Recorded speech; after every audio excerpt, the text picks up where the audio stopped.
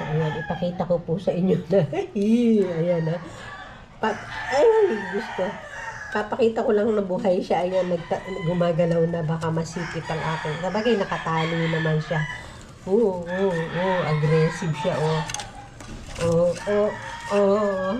abot ang kamay ko. Ayan, kita nyo buhay pa. Gumagalaw-galaw pa yung kanyang mga mata. So, ayan. Ready na po. Almost luto na po yung ating alimango. Ayan. Ang sarap po ng amoy. So, okay. Nang lumabas yung aroma ng bawang at saka yung amoy ng butter. Pero talagang mas strong talaga yung yung amoy ng bawang. Ayan. So, antayin lang po natin medyo magkaroon ng color yung ating bawang, and then ihuhulog na po natin.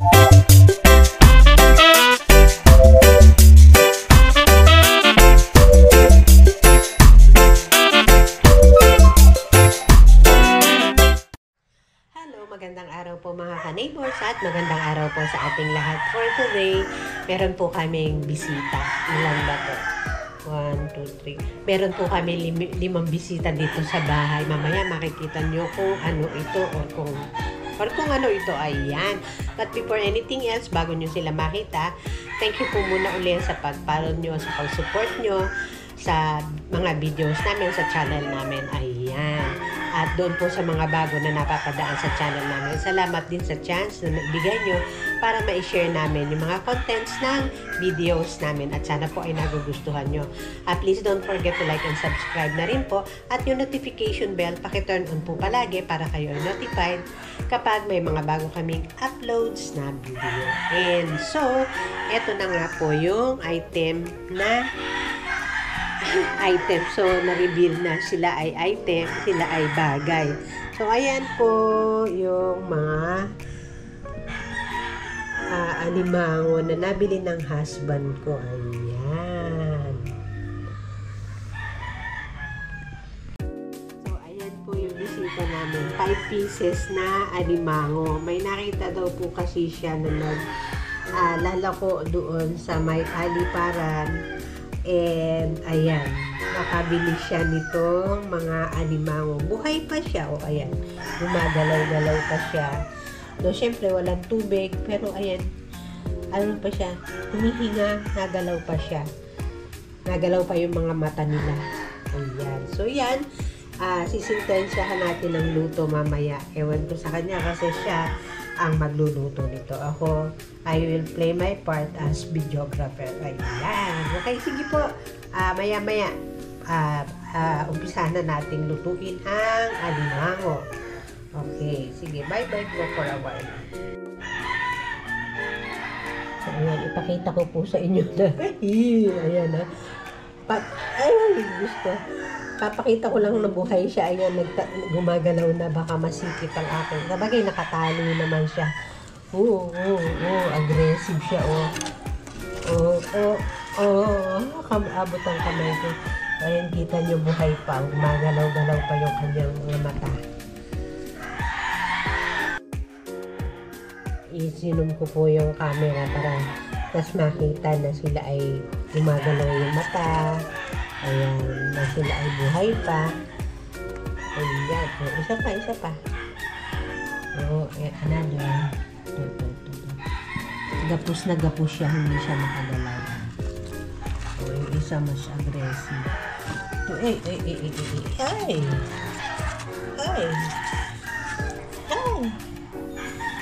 Saka ito isa, ayaw. Ito isa. Nagalaw pa din. Ayan, nagalaw. Tahimik lang sila. Akala nyo wala na silang buhay. Pero buhay pa pala. Dito kaya sa kabila. Ayan natin. Nagalaw pa. Ayan, nakala ko wala na silang, nakala ko patay na sila. Ayan, buhay pa pala. Ayan, tumapagaspas pa. Okay, sige, mamaya lulutuin natin yan. So, ayan, nagpasulak na po kami ng tubig para sa paglalagaan. At yung unang pagluto, ipapasa yung alimango. Sasabay-sabayin mo na. Okay. Hindi ba ko konti tubig ko? So, ayan.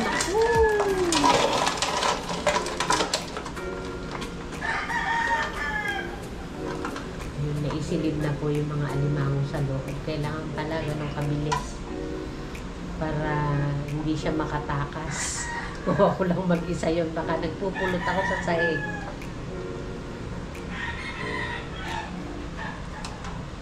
Nagalaw pa, nalaban pa. Oh! Nalalaban pa. Nakatali na yon.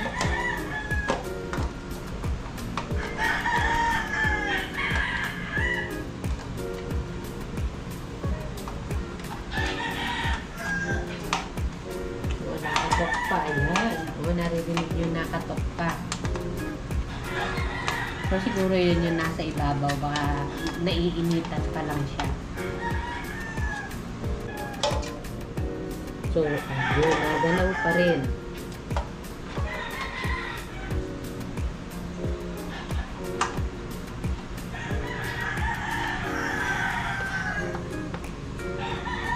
Natunog pa rin eh. So, ibig sabihin, nagalaw-galaw pa.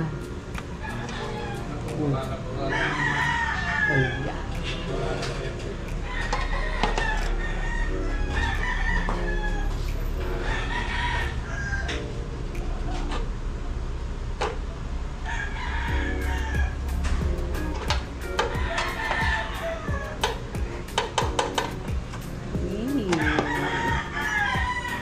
So, ganyan siya katagal pala, kapag, kasi dati, hindi ko naman, hindi, dati kasi ganyan din buhay. So, pag laglag mo sa tubig, mas marami kasi yung volume ng tubig ko dati na pinasulak. So, mabilis lang sila. Ngayon, medyo konti lang yung tubig. So, lang, share lang sila dun. Buhay pa.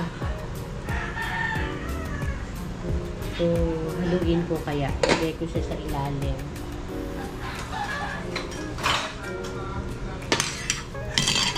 Ha?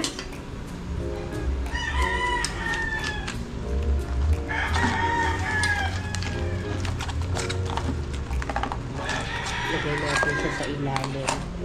Para masyadong malikot. Hindi na makatakas. Hindi na makagalaw. Ayan.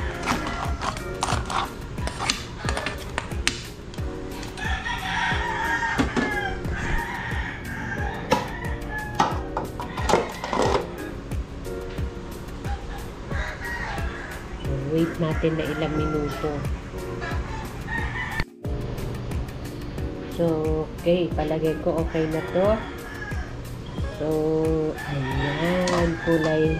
Maganda na yung color. So, tatanggalin na natin o papatayin na natin at atin ang hahanguin para maya-maya ay mailuto naman.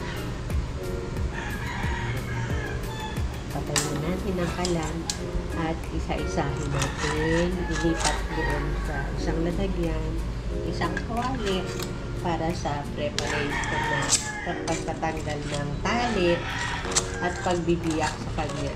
In preparation para sa pagluluto. Lalagyan daw ng butter and garlic. Kung saan naman palang matatanggal yung tali sa kanya, ayan, kasi siguro nainitan. Ayaw, ayan.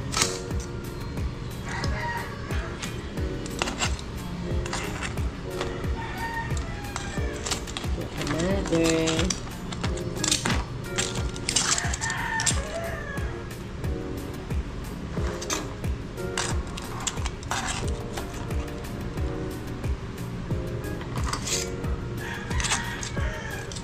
Tanggalin naman natin ngayon ang mga tali. Ang lalaki ng ang lalaki ng arm. Nagsipit.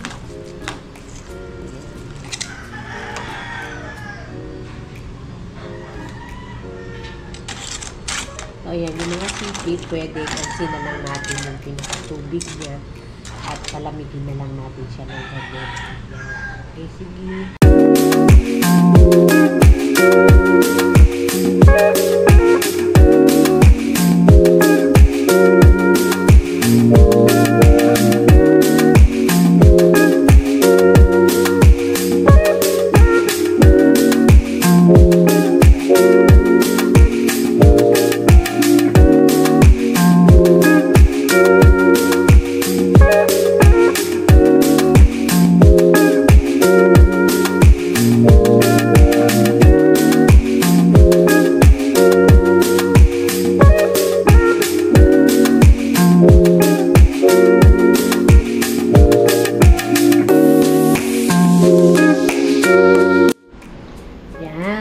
Excited na po ako mag-start magluto nito. Siyempre, si husband ang magluluto.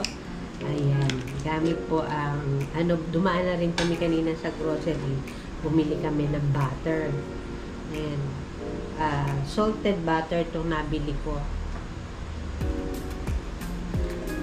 Napainit na namin yung kawali. So, ready na po siya.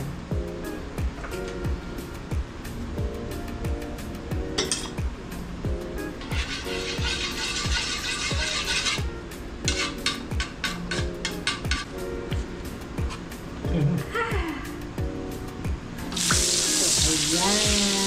I-melt na po natin siyempre yung butter para later ihuhulog naman natin yung napakabangong bawang.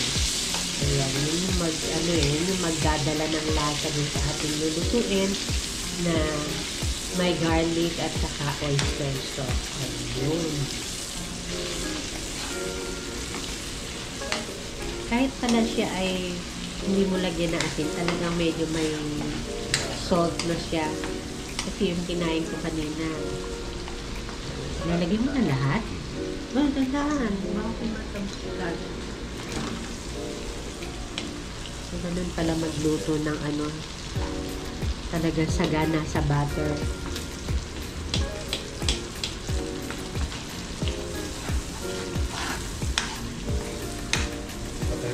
Ready na. Ayan na yung ating dalawang ulo ng bawang po yan. Nabango po siya. Nag-uumpisa nang lumabas yung aroma ng bawang. At saka yung amoy ng butter. Pero talagang mas strong talaga yung yung amoy ng bawang. Ayan. So, antayin lang po natin medyo magkaroon ng color yung ating bawang, and then ihuhulog na po natin tawag dito oyster sauce. Ayan, para paglagay natin noong inilalagay na po para paglagay noong ating limango ay kumpleto na po yung sangkap or yung magiging lasa niya. Yun yung babalot doon sa pinaka mga shell niya at saka manunuot doon sa laman para doon sa napakasarap na lasa. Lalagyan mo pa? Ha? Ayun sa ulitin.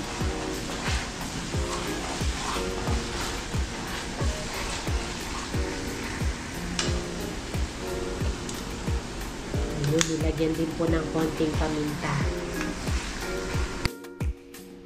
Okay, at ready na po ang ating alimango. Ayan. Idinip na po lahat. Inilagay na po pati yung mga pati yung mga hinrak na mga sipit na malalaki. Masyadong mga macho yung ating mga alimango.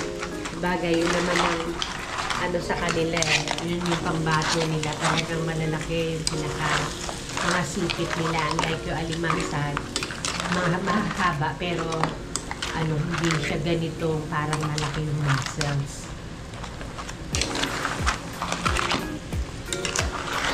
Natanggalan lang siya ng ng mga ganito habang na-overboil daw namin yung alimango kanina, kaya natanggal yung mga paa, yung mga sipit, saka yung mga paang maliliit. Pero nag-try ako talok noong mga paa na maliliit. May laman din siya. O, tingnan nyo. Ito yun eh.